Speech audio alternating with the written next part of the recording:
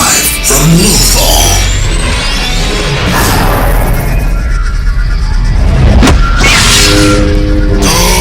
Good morning, Lothal. It's the Unofficial Star Wars Rebels podcast. Hello, everyone, and welcome back once again to Good Morning Lothal, the Unofficial Star Wars Rebels podcast. I'm Pete Salas, along with Rolando Zamora. How we doing, Rolly? I'm awesome. How about yourself? It's been a long day, but hey, we're here and we're doing it. So we're doing it for the love of Star Wars as usual. Absolutely. How's your week been since we last spoke? It's been busy. I mean, I've been kind of going through a career change, so I'm getting adjusted to a new schedule. Okay. Did like a community event yesterday. So yesterday was my day of exhaustion. I think today I spent slumbering all day, so I'm ready to record. Excellent. That's what I love to hear. But before we get into today's episode, let's see what's happening around the galaxy. Let's see what's happening this week in Star Wars. So we got a few things happening this past week in Star Wars. Number one, we are officially less than 2 weeks away from the Obi-Wan Kenobi premiere on May 27th, which I think I can speak for every fan of Star Wars. And we're just absolutely excited and ready to see this show that we've been waiting, it seems like, years for already. That is an understatement for sure, man. I mean, the hype around this, just the message boards, the Twitter, and Twitter's a buzz, if you would say so. I know the Reddit, subreddits, everyone that is a Star Wars fan is talking about this show that is coming up, and like you said, less than 2 weeks away. Yeah, and they were interviewing, I forgot to mention this, they were interviewing the cast, specifically Ewan McGregor and Hayden Christensen. Okay. And they were just talking about the love that they're feeling, more so than they were back in the day, the prequels. Okay. So it's pretty awesome how, flash forward was like The Phantom Menace came out in 99, and so we're like over 20 years since these prequels debuted, and the fan reaction has just grown in a different way that they now go back and, they see these characters and they're excited to see them in Kenobi, and there's like a bit of a more appreciation for them, even though at the time that simply wasn't the case. Right. And speaking of which, I know last week I said I watched Attack of the Clones. Well, I had to follow up, and I went with it, and I went and watched Revenge of the Sith right afterwards. I watched that this past week, and it took me a few days to finish it. Like, I didn't watch it all the way through, just to kind of like digest it a little bit better. That, and I was like doing other things. But once again, a whole new appreciation for that film, for that trilogy, actually. Yeah. Completely. And maybe it's just because I'm hyped, just like everyone else is, about the Obi-Wan series coming up. And then maybe like a part of me subconsciously, I just wanted like a refresher on Ewan McGregor's performance of him. But regardless of what the reason was, it does not take away the fact that I am guilty. I stand firm. I am guilty of my judgment on those films. Maybe I was a little too young. Maybe there wasn't enough. Maybe it didn't meet my expectations, because the prequels would never compare to the original trilogy that I grew up on. So there was like an almost impossible task ahead of Lucasfilm to do that. That was then. This is now. You fast forward 20 years now, and now that I've seen Clone Wars, now that I'm more well versed in those characters, like I said, I am again standing. I admit I was wrong. I misjudged the prequel trilogy, and that there was no further proof that I needed than thoroughly enjoying Revenge of the Sith that I just watched. So you're not the only one, man. I remember I thought the same thing. At the time as it was happening, I was super hyped, regardless of the pace of the film and such, that I got to see Star Wars, brand new Star Wars, in the theater at that time. And I remember I saw Attack of the Clones probably like 6 times, and I didn't care if it was slow paced or anything. I was absorbing the moment. And then I think it's really started settling in when Revenge of the Sith came out. I was hyped to see it. And then at that point, there was already like all this backlash. It was like 3 years after Attack of the Clones came out. So I can honestly say like my Star Wars fandom was diminishing during Really? that time. Okay. And I can say it was confirmed because I don't remember, maybe like a couple years after Revenge of the Sith debuted, I remember my dad like coming home and he was like, hey, there's a new Star Wars film coming out. And I was like, what are you talking about? And he goes, it's called The Clone Wars. It's an animated movie. So sure enough, we went to go see it. And I remember thinking like, man, what is this? Like, why are they doing this? Like, you can't come back from what was done there towards the end of these films. And I remember Ahsoka coming out and I was like, what's the point of this character? And then like flash forward 20 years later and Pete, you're like, who's my favorite character? Definitely it's Ahsoka. Absolutely. Without a doubt. It's just insane because I always remember that. Like, we went to go see that movie in the theater and I didn't end up watching Clone Wars, the series, until COVID hit, like 2019, the beginning of 2020. And I was just like, man, I was like, felt real shameful for what had happened to my Star Wars fandom. Really? You know, since the prequel trilogy ended. And I feel like it came back with like such full force that I was like, forget Marvel, forget sports, forget all this other stuff you're into. It's Star Wars. Right. And I'm still there. So you're saying that your dad actually brought it back to your, you know, front of mind awareness that Star Wars is a thing, basically? He brought you back in by telling you about Clone Wars. Is that what you're saying? Yeah. So the feature film, which is the one where Ahsoka first debuts, it's still on Disney Plus. I think in the actual rewatch order, you watch that film third, if I'm not mistaken. Oh wow, okay. But we went to go see it in the theater, and like I said, I don't remember the year, but I believe it was a couple of years after Revenge of the Sith, and the film was meant to be a segue into the show that was going to come out on Cartoon Network, The Clone Wars. And I saw the film, didn't think or care much about it. Didn't watch Clone Wars as it was coming out. I believe my dad was watching it. He would tell me about the show, and I was just like, it's like if he was talking to a wall. It was just kind of like in one ear out the other, because I was like so removed from Star Wars. And then, you know, like I said, beginning of 2020 happens. I go through Clone Wars, and it's just like, whoa. And then I get to Rebels, and I'm like, this is definitely peak Star Wars. This is my favorite Star Wars entity, period. And sure enough, like a couple years later, here we are doing a podcast about Rebels.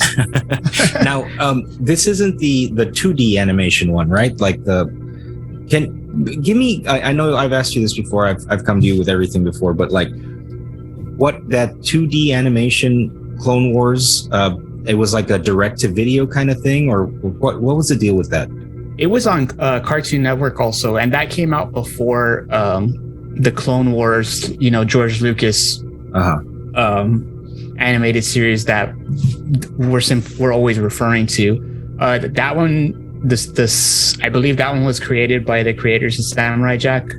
Yes. So it had a very similar animation, and they were kind of shorts that were released on Clone Wars. The first season, it's been a while since I've seen them, but I want to say the first season there was like, I don't know, maybe more than a dozen episodes, and they were like 5 to 10 minutes each. Okay. And then I remember there was a second season, which is where General Grievous debuted before Revenge of the Sith came out. There's the time frame I'm remembering. Yes, that cartoon came out between Attack of the Clones and Revenge of the Sith. That's why when that version of Anakin has the short hair like he did in Attack of the Clones. Yeah, that's where we got Grievous, and I think in the first season of that we got Ventress before we got the Ventress that debuted in the Clone Wars. So I remember at the time it was really cool. I think it kind of like temporarily brought me back into like more Star Wars fandom than I had been. But it was so short lived, and it wasn't anything grand. It was just an exciting like little thing that Cartoon Network did. So again, and that one didn't tie into the films at all, right? Like that one's not considered canon. That's a good question, because like I said, that was the first time we got Ventress, and we do end up getting Ventress in the Clone Wars. I want to say that it wasn't officially meant to be canon. Okay. But as with other Legends novels and such, you know, if George Lucas liked something, or whoever the creators are now, like Dave Filoni and Jon Favreau, they very much pull from those stories. So Okay. all the more reason to, just because something's not canon in Star Wars, don't ignore it. If it's something you're interested in, read into it. Right. I remember, God, this was a long time ago. I was working at Hastings, and that was probably one of my favorite jobs. A long time ago. That was one of my favorite jobs because of the employee discount or whatever. That's when I built amassed, let's just put it that way, my collection of movies. Anyway, that is one that I saw that when it got shipped and I received it. I was in the movie department, and I was like, "What is this?" Like I'd never seen it in. I'd never watched it on Cartoon Network or anything like that. I just saw it, and it was called Clone Wars, right? Or not the Clone Wars. It was just Star Wars Clone Wars, something like that. Anyway. Yeah, I believe that's correct. Yes. Okay. So I saw all these characters, and obviously I'd been following because I'm a movie fan. And I was like, well, let's give it a shot. And I remember watching it. I think that first DVD had like the first season on it. And it was about, I want to say, it was about 25 episodes, something like that. But they were like 5 minutes long. So that was interesting. I've since gone back to watch it since it showed up on Disney Plus. But that is definitely one of those things that like it can confuse people who are trying to follow along because I think it's listed under Legends on Disney Plus. So I think they've kind of tried to like give it its own little department, so to speak. But yeah, it could be kind of confusing for someone who's not versed on it. It is the perfect way to go right in. Because one of the things I remember, just in fact, I know I'm harping on this a little bit, but while watching Revenge of the Sith, General Grievous is coughing like as he's running. He's like got like a cough to him. And if I'm not mistaken, there's a scene in that cartoon I'm talking about, the Clone Wars, where Obi-Wan like uses his the Force to like crush his chest cavity area, and that if you didn't see that, why would you assume that this robot is coughing? Why would you know anything about this robot that has a heart, a beating heart, or whatever like that? Mm-hmm. So it's just kind of one of those things that technically, I guess it's not canon, but like you said, they do take things from that to put them in the canon movies. So yeah, I remember that being a talking point. You just totally reminded me about when they crush his, organ and he's coughing. So yeah, I definitely need to look into that to see if that's officially considered canon or not. But yeah, I mean, it makes sense. It makes sense that it would be. Okay, so Kenobi coming out in less than 2 weeks. So getting back on topic. Yes. We got Kenobi in less than 2 weeks, May 27th. We also have Star Wars Celebration in less than 2 weeks at the Anaheim Convention Center in Anaheim, California. And that's going on from May 26th to the 29th. And what is that exactly? That is basically the official Star Wars convention that everybody knows about. That's where, you have Comic-Con. They get panels for movies, Marvel movies, whatever, right? Anything and everything. Mm-hmm. We'll think of this as the official Comic-Con, but for Star Wars. So you will get official Kenobi panels, upcoming TV show and movie panels for Star Wars, in the same grand manner that you get them at Comic-Con in San Diego. So it's pretty awesome. I haven't been to it myself, but I'm looking to change that here, hopefully by next year. That's very surprising to me, actually, considering how many for all the cons that I attend. Right. And is it always in Anaheim? I believe it changes. I had an opportunity to go to one before COVID, and it was in Chicago. I was at the large C2E2 Chicago Con, and I think it was the same month.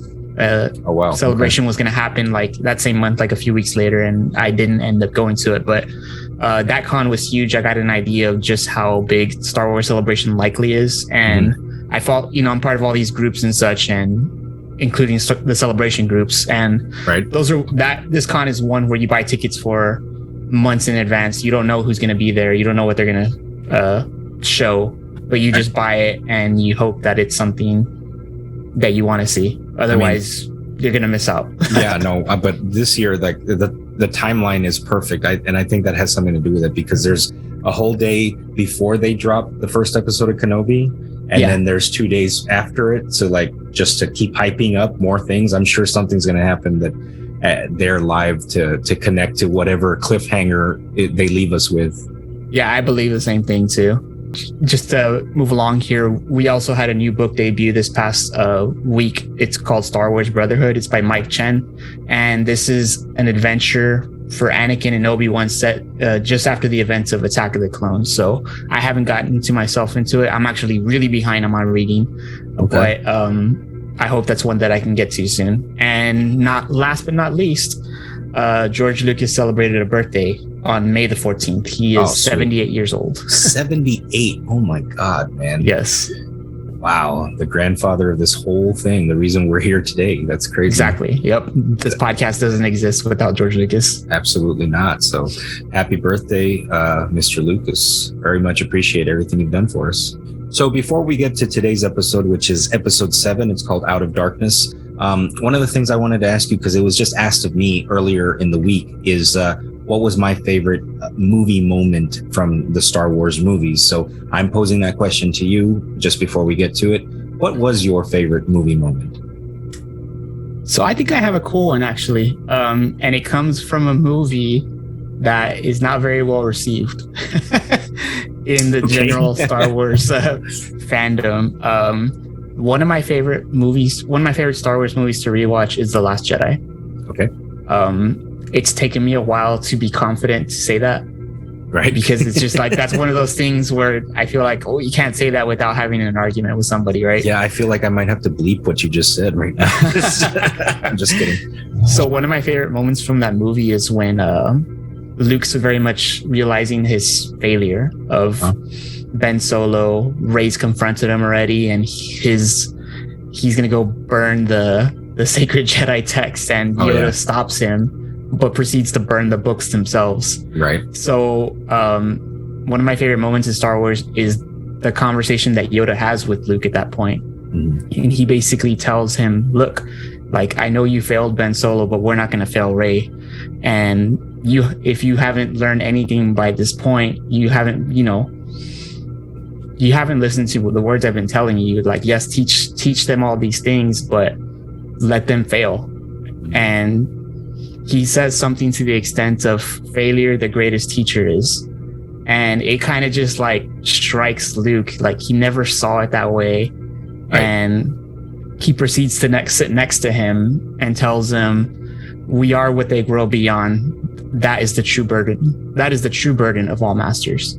And that scene, I got to tell you, man, I rewatched it like at least once a month, because I feel like he actually speaks to real world issues. Mm-hmm. And it is not just like one of those Yoda-isms where it's like it's relevant to the Star Wars conversation. It's like, no, it's like if it's speaking directly to the viewer, like, don't be afraid to fail. Like, that's what you're going to learn from more than success. Say the line again. He says, failure the greatest teacher is. Mm-hmm. And then he proceeds to tell him, Luke, we are what they grow beyond. That is the true burden of all masters. So he basically is saying, your protege, your legacy, they are meant to grow beyond what you are. And that's the greatest gift that you can pass them, but also the biggest burden you will have in accepting that. Wow, that was pretty powerful. I mean, I know I heard it. I know I watched it more than once, but it's not until you just said it right now that I just kind of no, that's true. I mean, as a father myself, like that sentence, that statement, like strikes also, like, that is pretty heavy. That is pretty heavy. And I guess I really did miss it that first time that I watched it, because again, hearing it right now was just kind of like, whoa, okay. What is your favorite moment? Well, I mean, again, not that it's not a popular movie, but it's not a popular scene because of the, I guess there's certain hate that has built over the years over certain parts and certain aspects of Star Wars. But I got to say, just because, again, I'm all about nostalgia, I'm all about that feeling that I felt when I was a kid. The Battle of Endor at the end of Return of the Jedi, yes, with the Ewoks, it was just, I mean, I can't help it, man. I was 3 or 4 when no, actually I was born when that came out. So by the time that I got around to it, I was all about the Ewoks. No shame in my game. I was an Ewok fan, and that last scene, like I remember just rewinding the VHS and watching that scene over and over and over again. That battle with the troopers on the speeder bikes and stuff like that as they're going through the forest. Man, that scene is, when I can't say anymore that when I think of Star Wars, I think of that scene, because there's just been so much other stuff that has, like, you know, is more monumental, more impressive, more, you know, cinematic, more get you in the feels from Star Wars. But like, when you ask me right now what my favorite movie scene is, I gotta go with the one that I guess made me fall in love with the Star Wars universe, and that was the Battle of Endor, Return of the Jedi. I think that was just like I said, it's only because I was the right perfect age for that scene to affect me. So I really love that scene. Totally understand. We have those VHSs. I think they were remastered in the early 90s, and they're just worn out because I would take them to my grandma's house when I was like not going to school, and I would just rewatch it over and over and over again. And I would say Return of the Jedi, definitely the same for me. It's worn out. And yes, I'm definitely gonna make it a point to go look at the VHS and confirm that. But I remember thinking like, oh, this the cover on this one is not as particularly nice as A New Hope. No, I get it. And man, it makes me wish that I still had a VHS machine. I don't, a VCR machine. I don't have one anymore. Do you have one? No. We should look into that. We should look into that so we can do a rewatch of that, but like, you know, just on an old 19-inch box TV, just to kind of feel seriously like the way we felt when we were kids. But so that was our favorite movie moments, at least as of this week. They might change next week, I don't know. But Rolly, why don't you hit us with a synopsis of this week's episode of Star Wars Rebels? So this episode centers around Hera and Sabine, and they're undertaking a mission to an old Grand Army of the Republic asteroid base, where they intend to meet an informant named Fulcrum, who Hera has been in frequent contact with for information about the Galactic Empire and to also pick up crates of supplies. Sabine, who did not know about Fulcrum, feels that she is not trusted. After surviving against deadly Fernox on the base, Sabine is able to overcome those trust issues, with Hera asking her to have faith in their growing rebellion. Okay, so I'm just going to put it out there. They can't all be winners. This did feel like a filler episode. What do you think? Yeah, very much action-driven, but very much filler episode. Yeah, I mean, it was filler in the sense that it's not like it did not progress the story any further. It obviously did, but it was more so like, I forgot what they call it. It's kind of like it exists in like a bubble. It was meant for one reason and one reason only, and that was to further the storyline of the relationship between Hera and Sabine. And there was not much else that happened. I mean, there was like you said, some action sequences that you know happened around them. But first and foremost, I think the main point of the episode, and I'm bringing up my notes here, was to show off that there's some dissension in the team in the form of Sabine feeling left out, and just kind of questioning, like, yes, in your analogy that you gave a couple weeks ago, is they're a family. So Hera and Kanan are the parents, and the rest of the crew are the kids. But I think in this episode, given that analogy that you just gave, let's apply that to the series. Like, let's just say that the writers actually applied that to the series, which they probably do. It was a way of like the teenage daughter rebelling a little bit and saying, like, I'm not a baby anymore. Like, stop treating me like a kid. Stop keeping me out of important information, because I'm just as part and crucial a member of this team as anyone else. Would you agree? Yeah, absolutely. Yeah, so the episode begins with the Phantom being chased by the TIE fighters with Hera, Sabine, and Ezra aboard.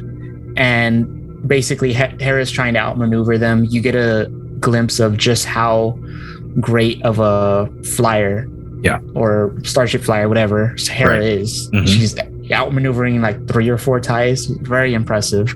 And this, mind you, this is with the Phantom. The Phantom is like just a little transport subship of the Ghost. Right. So, that's what I was about to ask you. That was later on to ask you, but I'll just ask you now. So the Ghost is the main ship that's their ship, and the Phantom is like a little pod shuttle that kind of just it's a smaller version that they can pilot to get into closer.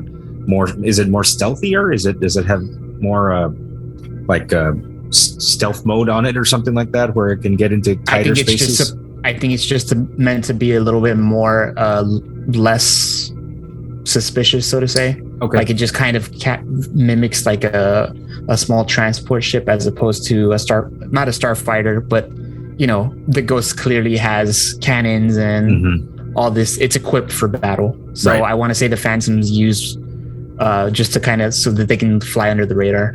Got it. Okay. Yeah.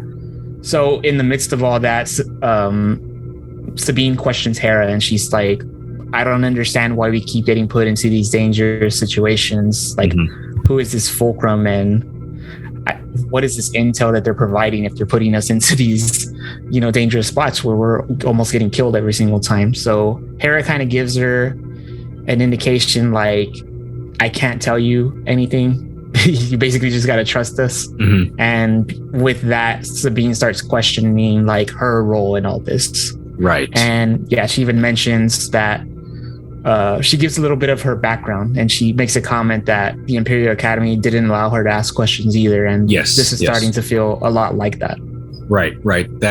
That's another, you're hitting all my notes here, but yeah.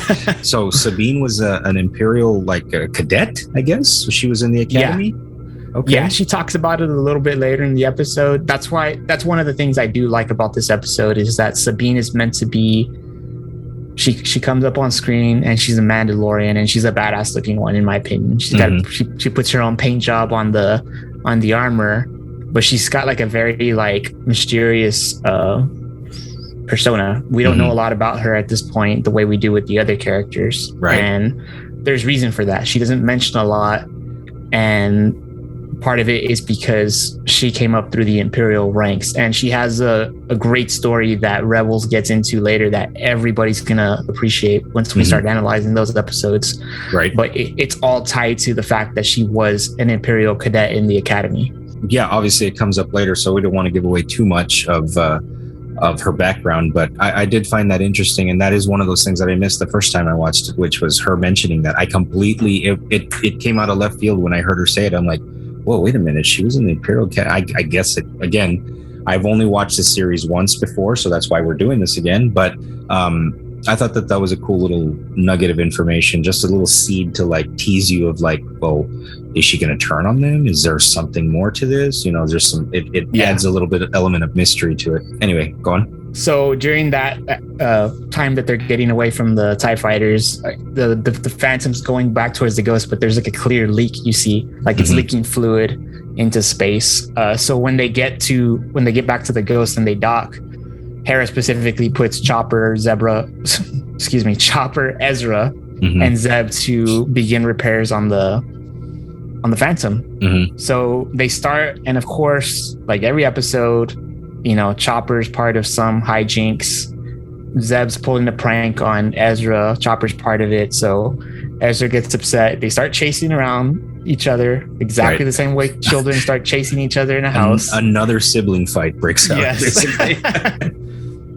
And this is in the midst of their repairs, so they don't actually finish. So at the end of it, Zeb is running diagnostics on the Phantom, and that's when they start running through the ship. So the diagnostics reveal that there's a leak in it's a fuel line, right? Yes, there's a leak in the fuel line. Thank you. But they don't see it. So they run into Hera and Kanan, of course, like every kid does with their parents. And she's like, "Are you guys done with the repairs?" And he goes, "Yeah, everything checks out. You're good to go." Right. So during that time, Hera and Sabine had a follow-up conversation regarding Sabine's trust and her part of the group. And Sabine tells her, "Well, I'm going to go with you on the next mission to meet Fulcrum myself." So they get on the Phantom, they go, and clearly we know there's going to be an issue because the guys did not fix the Phantom fuel line. Right. So they land, and it's a supply run, but Fulcrum's not actually there. So what's interesting is they start loading the crates into the Phantom, and one of them is specifically marked with the Fulcrum Emblem. So Hera specifically says, I'll take care of this one, you get the rest of them. So it's a very like mysterious, like why is she not, just including it with the rest of the shipment? So now this Fulcrum Emblem, like, has it ever come up in anything before this, or were we supposed to know or recognize it? So it's funny you say that, because it depends when you saw Rebels. Okay. So any current listeners, if you watch Clone Wars season 1 through 7, you probably will already know who it is, because there is mention of Fulcrum in season 7 of Clone Wars. However, if you're like a lot of other fans, you saw season 1 through 6 of Clone Wars, then saw Rebels, and then you saw season 7 of Clone Wars after it came out after the fact. Then when you saw this Rebels episode, you may or may not have known. I personally did not know. So it's a really awesome surprise whenever they do finally reveal the character. Because there was a many year gap between season 6 and 7 of Clone Wars, correct? Season 6 and 7? Year wise, there was a few years between season 6 and season 7, correct? Like they didn't come right after another. Oh, you mean like our years? Our real life. Yeah, it was significant because yes. Mind you, remember season 7 of Clone Wars, Clone Wars ended before Disney purchased Star Wars. So once Disney purchased Star Wars, they didn't go back and attempt to finish Clone Wars. They went right into Rebels. Right. So after there was such a huge movement for people wanting to see, more Clone Wars, because people had loved it so much at this point,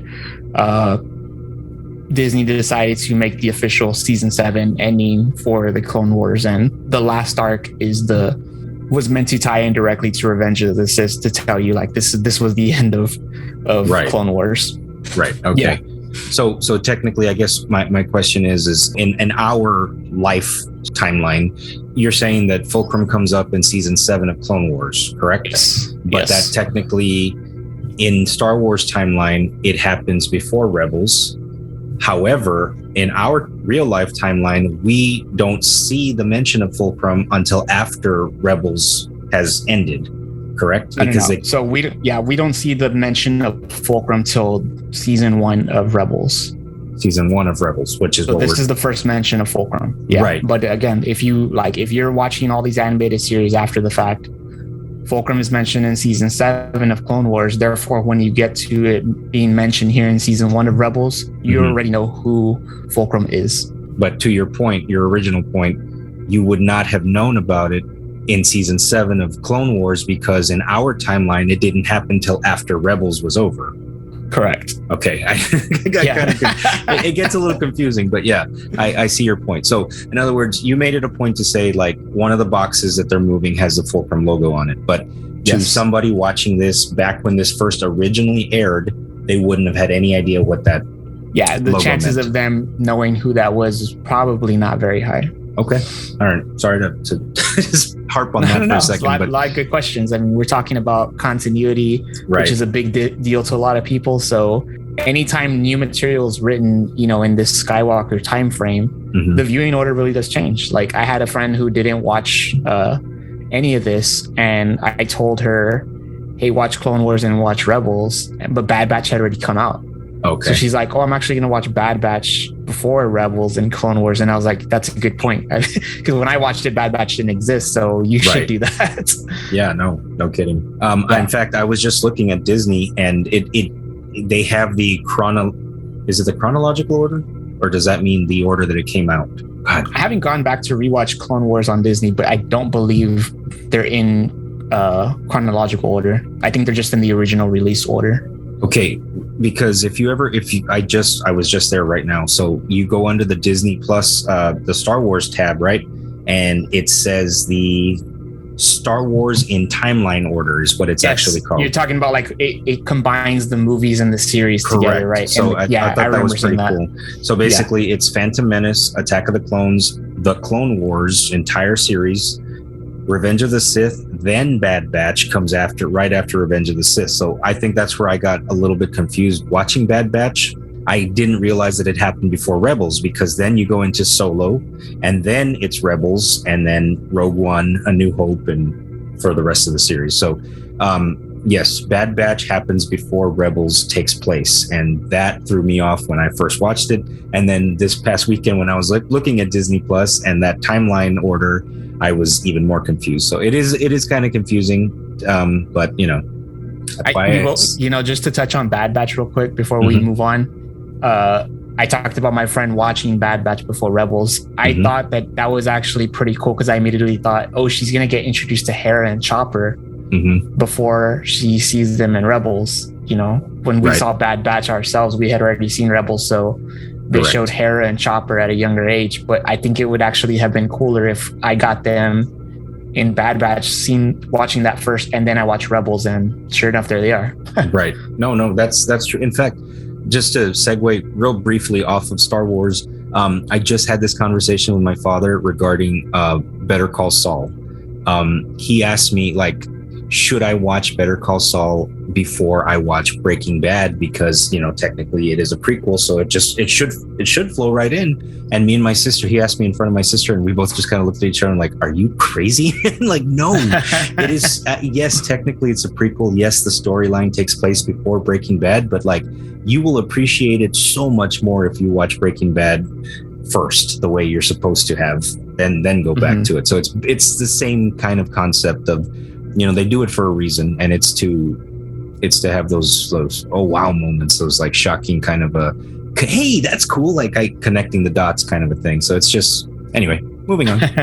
Yeah, so where were we back in the episode? So they're loading the supplies, right? And they quickly notice that when they go back to go get more of the crates, some of the crates are missing. So there's these creatures called Furlocks, and they are in the shadows of the abandoned base. They're not coming out into the sunlight, which we find out is for a reason. And they're stealing these crates. So Hera and Sabine quickly catch on to it. They're like, we got to get out of here. They get on the Phantom, and sure enough, the gas is empty. Yep. So they're stuck. So, they get off, or rather they immediately call Zeb, and Hera's like, didn't you check the Phantom? And there's like, yeah, we checked it. Everything was fine. It's like, well, clearly it's not, because the fuel line is busted. We don't have any fuel. So you guys need to come rescue us. And it led to a really funny moment, because I think Zeb proceeds to start arguing yet again with Ezra, trying to find, whose fault it was for them being stuck. And they're showing Kanan meditating in his in his quarters. And you hear them yelling in the background. It's super funny. So they're like, well, we got to tell Kanan, because we got to go rescue them. So they burst into Kanan's chambers, and Kanan stops them, and they're like, and he's like, let me guess, we got to go rescue Hera and Sabine. And Ezra just thought he had this flash of insight. He goes, how could you tell they were in trouble? Could you sense it through the Force? And he basically tells them, no, you guys are being so loud, I could hear it. You guys yelling. And it was really funny, because the way that they shot, or designed it was, you see Kanan, eyes closed and deep thought meditation, and you kind of hear these voices in his head, the way we've seen in previous episodes, that he can Force with using the Force, he can hear other things happening. And it's just kind of no, this was not in my head. This was in my hallway. Kind of. That part, I think that was probably my favorite part of the episode. Yeah, no, that was really funny. Moving on to, we're basically, like I said, this was not a lot happening. It was just meant to, like I said, kind of point out that Sabine is tired of being put aside, and she wants to have a more prominent role with the team. So. Yeah. Yes, these what are they called again? The Phrynox? Furnox. The Furnox come out, and they're sensitive to the light. So of course we have to figure out a way to save themselves until the guys come. Right. Yeah. So there's one thing that that it's been like a running trend is that I think Sabine is a little bit of a pyromaniac. She loves to blow things up.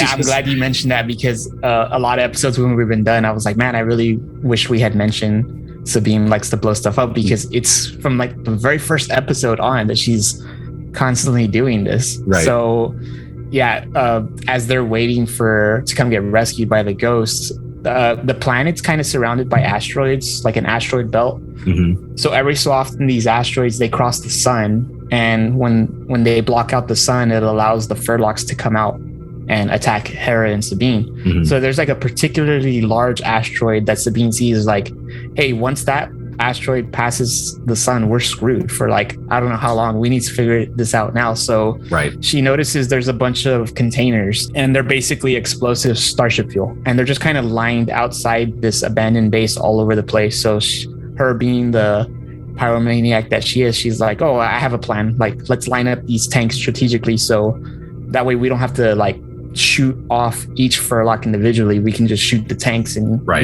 blow them up in masses. So that's what basically happens. They execute the plan up to the point where there is no more Rhydonium. So they're kind of standing on top of the Phantom. Yes, they have to retreat back to on top of the Phantom. It's very similar to like a Walking Dead type situation that we've seen. And if you're familiar with the show, of like eventually a character will get onto a high ground and there's just this horde of zombies trying to get to them. It was kind of the same situation with these creatures trying to eat them, trying to climb up their ship.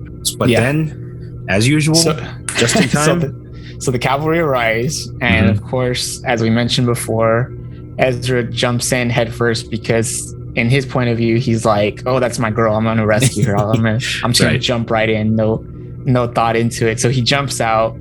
It allows Hera and Sabine to jump onto the ghost, but in his attempts to make it a point to rescue Sabine specifically, Ezra ends up getting caught by the Furlocks. So Sabine, of course, being the badass that she is, has to now rescue Ezra. Right. So that happens. They get back on the ship, and right away, Ezra's like, "Oh, I see you made it a point to make sure that I was safe."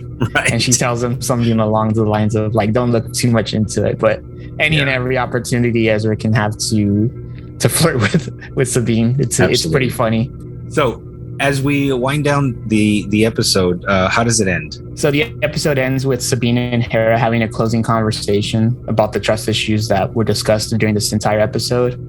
And Hera basically tells Sabine, hey, don't worry, we're not always going to be fighting this battle alone. And with those words, Sabine's trust in Hera grows stronger. But the key thing she said in that was, we're not always going to be fighting this battle alone. And that basically implies that Fulcrum is attached to the grander Rebel Alliance. But Hera's not telling the crew this information because it just puts the crew members in danger. So the less they know, the better off they are. Right.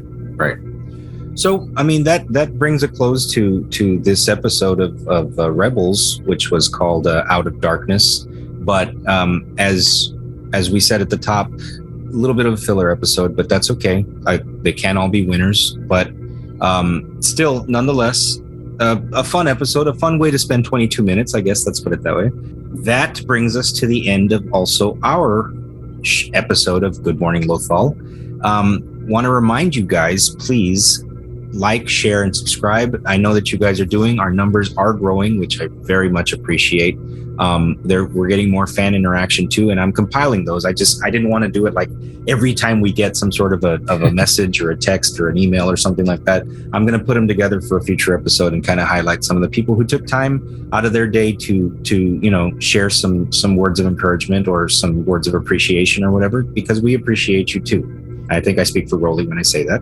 Yes, absolutely. Again, you can find us on social media at what do we have, Rolly? We have an Instagram, we have a Facebook. Facebook, and YouTube, of course. Definitely watch our video podcast. Yes. Check it out. If you're an audio listener, great. But I just want to reiterate, Pete does an amazing job with the visuals, really like adding a lot to the podcast. So we'd appreciate too if you would, check us out on YouTube also, along with your audio or your preferred audio platform for podcast. Yep, absolutely. And so next episode is called, that would be season 1, episode 8. It is called Empire Day. And as I admitted last episode, I am a Sith supporter. So I am very, very much looking forward to it, because I'm just based on the title alone, I'll play that game myself. It's going to be all about the Empire. So that will be next week. But for now, I want to thank you guys for joining us again on Good Morning Lothal, the unofficial Star Wars Rebels podcast. And for now, I'm Pete Salas, along with Rolando Zamora, saying, may the Force be with you always. Goodbye from Lothal.